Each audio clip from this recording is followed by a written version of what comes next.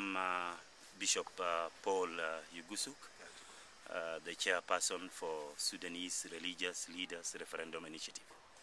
I am in Kenya visiting the Eastern African countries to talk to the government of the Republic of Kenya, the government of Uganda, and then Tanzania, and I will also be talking to the government of Ethiopia, as well as the Christians in those countries. We are religious leaders from Sudan who have taken up the referendum initiative. We believe that as religious leaders, this is our role, this is our time to direct our people, to tell our people what they should do. We are lobbying at this time, talking to our Christians, talking to our people, the best way to bring about a peaceful referendum processes.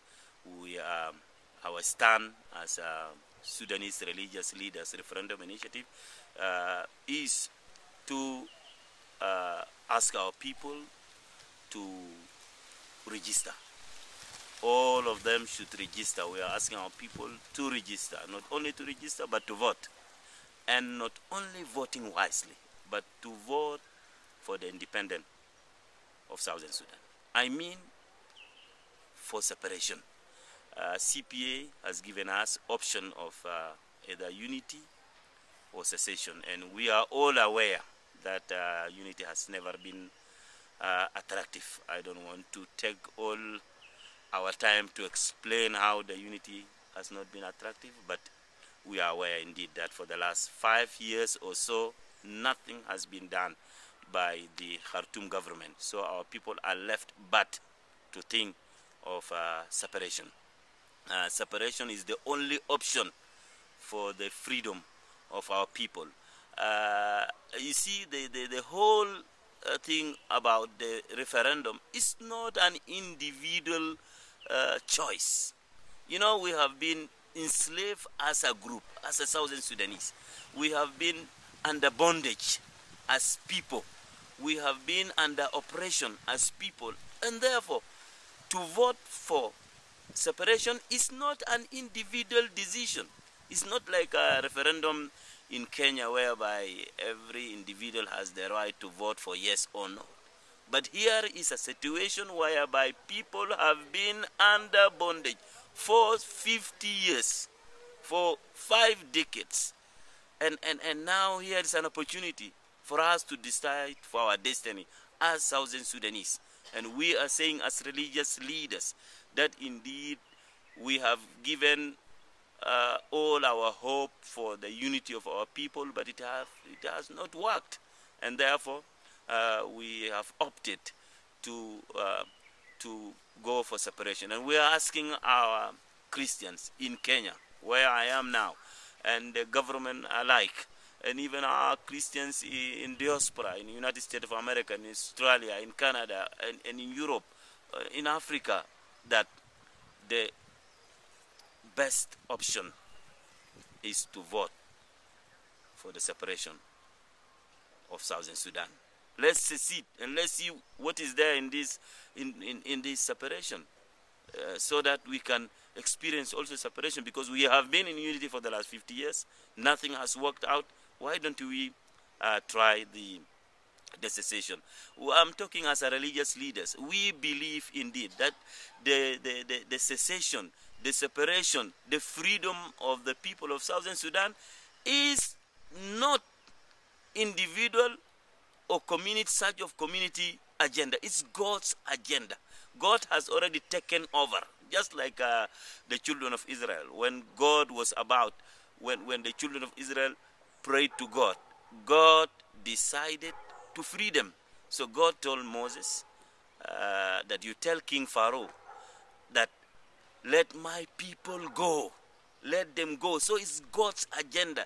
God directing the leaders, directing Moses and Aaron to tell the children of Israel to go. So it's God's agenda. It's the same thing with Southern Sudanese. Our case is just the same. It is God's agenda.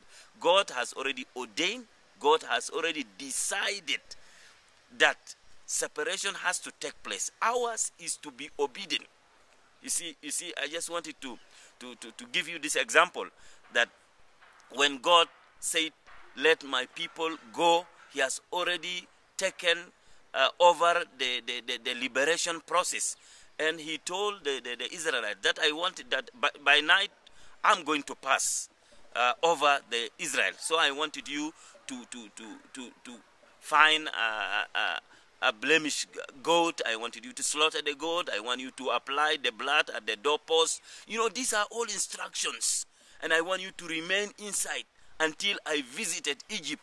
And I mean, it's God's agenda. So God is giving instruction to people of Israel what to do, but not liberation, not walking out from Egypt. That is God's agenda. God is going to direct them. God is going to miraculously open the Red Sea. God is going to show what to be done to Moses. So it's God's agenda. So God is telling us as Southern Sudanese that we have to secede. He has taken over. I don't know how. It's not easy. It's very difficult. But what I know, we must be careful as Southern Sudanese on the instruction. And the instruction is here. That CPA has given us the option to register. I'm asking my fellow Christians in Kenya, in diaspora, in United States of America, in Australia, in Canada, and all over, that this is your chance. You have to register. Not only to register, you must vote. If you are not sure that you are going to vote, please, I ask you kindly, for God's sake, don't register. So we want you to register and make sure that you vote. And not only vote, but you vote for separation. We are convicted. We have gone before the people. You know, Jesus Christ, a good example. He goes before the sheep to tell them the right path, the right way. You know, there are some roads are very difficult. You know, there are wolves there. When you go there, you will end up being killed or destroyed. So Jesus goes before the sheep and telling them, here is the way. So we are like good shepherd. We are imitating Christ. So we have gone before the Southern Sudanese. We have seen two ways. The way that goes to unity is destructive. Those of Mu'tamar Watani, the Congress Party, they are there waiting in this road that calls unity to devour, to destroy the Southern Sudanese. We have seen also another way, separation. That way is a way that goes to prosperity, the way that goes to freedom of the people of Southern Sudanese. And then we are praying. We are working together with civil society organization in Kenya. We are working with women group, with youth group. We are working as a force, one people. So we have brothers here in Southern Sudan, here in Kenya, representing civil society. So when they speak, they don't speak on their own behalf. They speak on behalf of our people. And so we are proud of having our civil society organization in Kenya. And therefore, we want to continue praying for them. And we are also praying not only monthly, as we are in Juba, every 20 years of end of month, we have dedicated that day for the prayers. But individually, we are praying in our churches, we are praying in our houses. By the way, we are praying for peaceful referendum. You know, there are enemies of referendum.